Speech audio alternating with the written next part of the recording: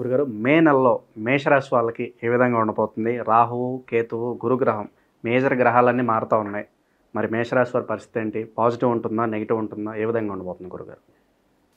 మేషరాశి వాళ్ళు అంటేనే వీరి యొక్క స్వభావము వీళ్ళ వల్ల వీళ్ళకి ఉపయోగం ఉండదు. వీళ్ళ వల్ల ఎప్పుడు లైఫ్ టైం వేరే వాళ్ళకి ఉపయోగం. ఇది నాది అని అంటే అది వీళ్ళది కాదు. నాది అని పేరు పెడితే అది వీళ్ళది కాదంతే. ఎవరు వచ్చి తనుకుపోతారు? తనుకోబోరు. వీళ్ళు చేసి పెడితే ఇంకొరకు ఉపయోగపడుతుంది. ఒక మేషరాశి మేషలగ్నం వల్ల మాత్రం వీళ్ళకు చిన్నప్పుడు తలకు దెబ్బ తగిలే అవకాశం ఖచ్చితంగా ఉంటుంది. దెబ్బ తగలేకపోయినా తలనొప్పి ఉంటుంది, లేదా హెయిర్ ఫాలింగ్ ఉంటుంది. ఎక్కువ బట్టలు ఉన్న వాళ్ళు మేషరాశి వాళ్ళకు ఉంటారు. ఎక్కువ హెయిర్ ఫాలింగ్ ఉన్న వాళ్ళు మేషరాశి ఉంటారు. చిన్న వయసులో నుంచి వెంట్రుకలు నరిసిపోయే వాళ్ళు మేషరాశి వాళ్ళకు ఉంటారు. మేషము అంటే తల, కాలపురుషునికి మొదటి రాశి తలతో. మీనరాశి అంటే పాదాలు, తల నుంచి పాదాల వరకు మీనరాశి పాదాలు, మేషరాశి తల. తల అని ఉండే ఈ రాశిలో మొట్టమొదటి నక్షత్రము అశ్విని నక్షత్రం.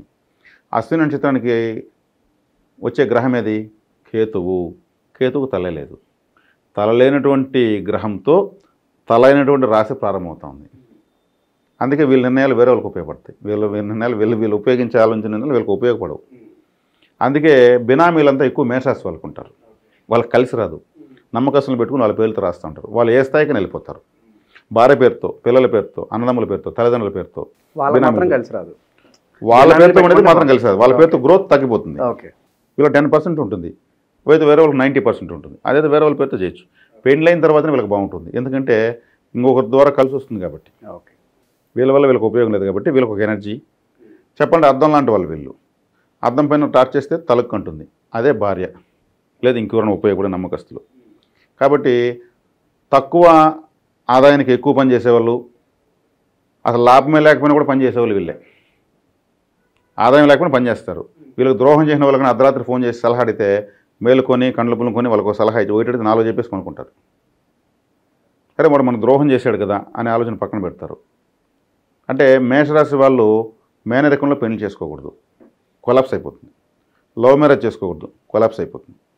కొత్త సంబంధమే అరేంజ్ మ్యారేజ్ చేసుకోవాలి.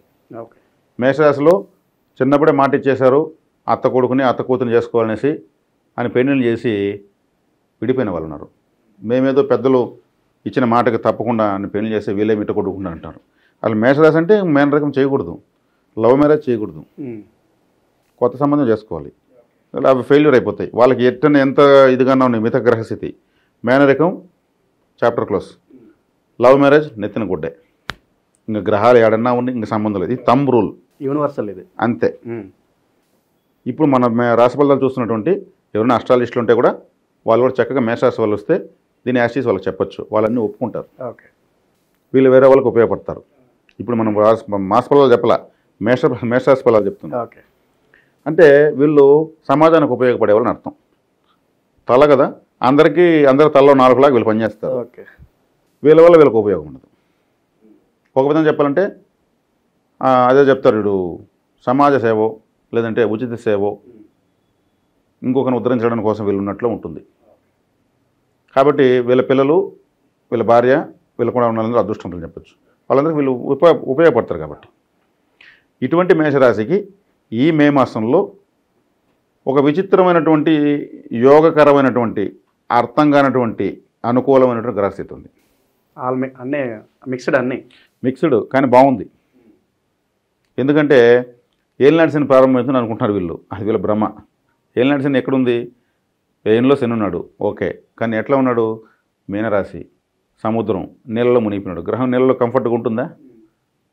ఊపిరి ఆడుతుందా గ్రహానికి? చాలా మంది మేషరాశి వాళ్ళందరికీ బ్యాడ్ టైం స్టార్ట్ అవబోతుందని చెప్పి చాలా చెప్తున్నా. నేను క్లారిఫికేషన్ ఇస్తున్నా. మేషరాశి నేల మీద ఉన్న గ్రహము నీళ్ళలోకి పోతే ఏమవుతుంది? ముక్కుల్లోకి, చెవుల్లోకి అంతా నీళ్ళు పోతాయి. మునిగిపోయింది గ్రహం. అప్పుడు ఈజీగా ఇబ్బంది పెట్టే పరిస్థితి ఎక్కడ ఉంటుంది? తను తేలడానికే ప్రయత్నిస్తూ ఉంటుంది. అంతేనా? కాబట్టి శనిగ్రహం కంఫర్ట్గా లేదని అర్థం. కాబట్టి ఏలినాటి శని గురించి వీళ్ళు భయపడాల్సిన అవసరం లేదు. రెండో పాయింట్, ఇన్ని రోజులు ద్వితీయంలో గురువు ఉన్నాడు, 3వ ఇంట్లో గురువు వెళ్ళిపోయాడు, గురు బలమే లేదు, పూషింది అన్నారు. గురుబలం ఇప్పుడున్న దానికన్నా ఇంకా బాగా వచ్చింది. ఎలా వచ్చింది గురుబలము? 3వ స్థానమే. కానీ 3వ స్థానం అంటే ఏంది? ప్రయత్నము. 3వ స్థానం అంటే ఏంది? కమ్యూనికేషను. కమ్యూనికేషన్ అంటే ఏమి? సంబంధాలు. అంటే ఈ రాశికి భాగ్యాధిపతి 3వ స్థానం అంటే ప్రయత్నము. వీళ్ళు చేసే ప్రయత్నాలని సక్సెస్ చేస్తూ ఉంటాడు ఆయన అంతే. డబ్బీడు వీళ్ళు చేసే ప్రయత్నం సక్సెస్ చేస్తాడు, ఇంకా అలా డబ్బు వస్తుంది కదా. కమ్యూనికేషన్స్ కొత్త కొత్త పరిచయాలు చేస్తూ ఉంటాడు. మా క్యాండిడేట్ ఉన్నాడు, మీరు మాట్లాడుకోండి, అతను మంచి వ్యక్తిని పరిచయాలు చేస్తుంటాడు. కమ్యూనికేషన్స్ బాగుంటే ప్రపంచం అంతా కమ్యూనికేషన్లోనే ఉంది. కమ్యూనికేషన్ లేకపోతే ప్రపంచం ఆగిపోతుంది. కమ్యూనికేషన్ పార్ట్లో భాగ్యాధిపతి ఉన్నప్పుడు ఏం చేస్తాడు, ఆ కమ్యూనికేషన్ పెంచేస్తాడు, చేస్తున్న ప్రయత్నాలు సఫలీకృతం చేస్తాడు. అప్పుడు గురుబలం ఇప్పటివరకు ఉన్న దానికన్నా బాగున్నట్లే. ఇక లాభంలో రాహు లాభంలో ఉంటే ఏమవుతుంది, మల్టిపుల్ బెనిఫిట్స్. రాహువే మల్టిపుల్ ప్లానెట్, మల్టిపుల్ రిలేషన్స్ ఇచ్చేటువంటి గ్రహమే రాహు. కాబట్టి లగ్నంలో రాహు ఉన్నా, సప్తమంలో రాహు ఉన్నా వాళ్ళకి ఎక్కువ మల్టిపుల్ రిలేషన్స్ ఉంటాయి.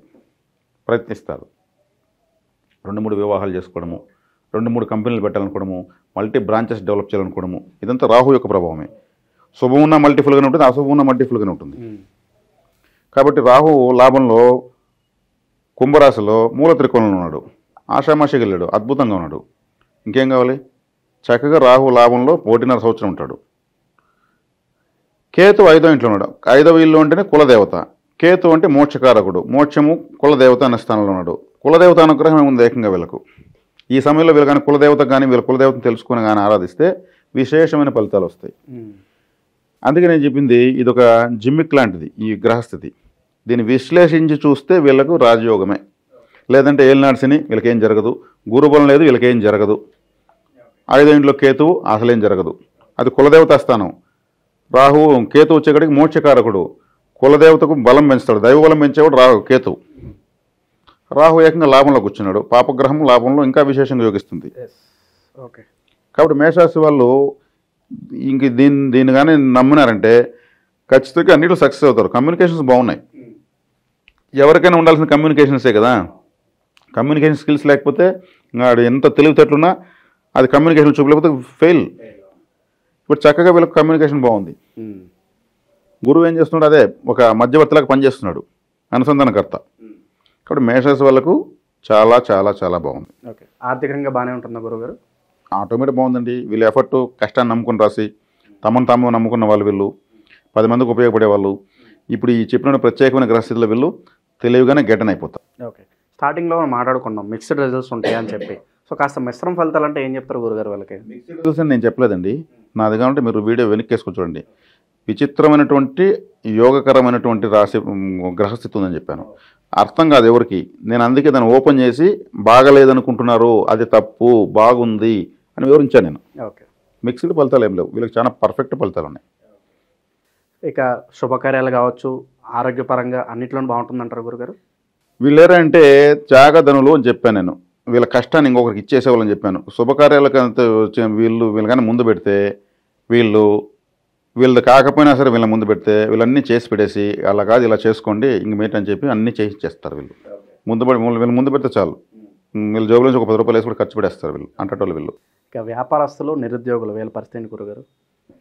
నిరుద్యోగులకు శుభవార్త నేను మొట్టమొదటి చెప్పాను. ప్రయత్నం ఉన్న స్థానంలో గురువు ఉన్నాడు కాబట్టి వీళ్ళు చేసే ఉద్యోగ ప్రయత్నాలు, వ్యాపార ప్రయత్నాలు, వివాహ ప్రయత్నాలు, విదేశీయాన ప్రయత్నాలు అన్నీ కూడా ఏ ప్రయత్నమైనా సక్సెస్ అవుతుంది అనేది మొట్టమొదటి పాయింట్. కాబట్టి సక్సెస్ అవుతుంది.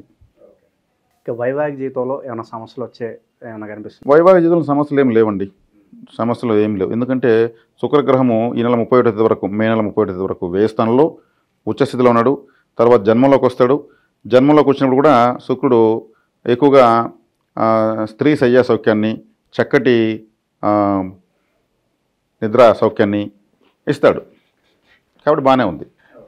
ఇక మరి వీళ్ళు ప్రస్తుతం ఉన్న గ్రహస్థితి బట్టి ఎలాంటి రెమెడీస్ చేసుకుంటే బాగుంటుంది గురుగారు? రెమెడీస్ తీసుకుంటే వీళ్ళు కులదైవారాధన చేయాలి. ఎక్కువగా కులదైవారాధన ఎక్కువ చేసుకోవాలి. అదేవిధంగా పితృ ఆరాధన కూడా ఎక్కువ చేసుకోవాలి. ఈ 2 ఆరాధనలు ఎక్కువ చేశారంటే ఇప్పుడున్న ఫలితాలు ఇంకా ఎక్కువ రెట్టింపులో వీళ్ళకు వస్తాయి. మే నెలలో ఓవరాల్గా మేషరాశి వారికి ఏ విధంగా ఉండబోతుందో చాలా బాగా వివరించారు గురుగారు.